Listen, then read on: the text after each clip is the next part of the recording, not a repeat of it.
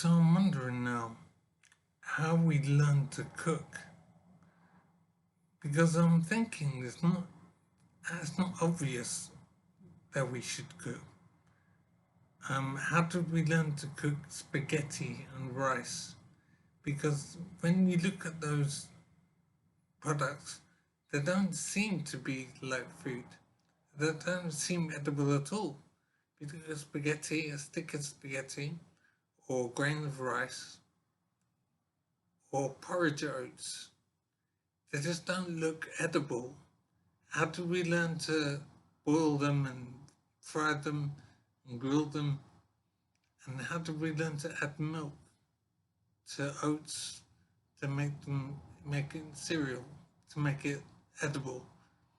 There's so many things about the way we learned to cook and we learned to add milk to make cereal.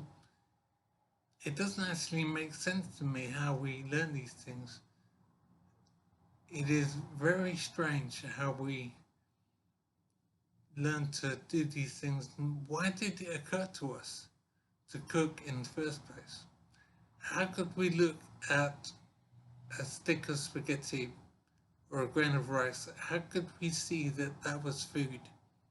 What would make us realize it was edible? Because I don't understand how we could make that conclusion.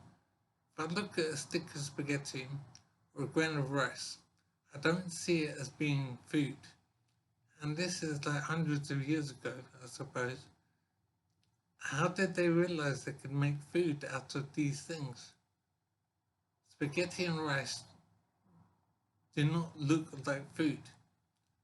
So I'm very surprised and impressed that we managed to work out we could turn it into food if we treated it a certain way.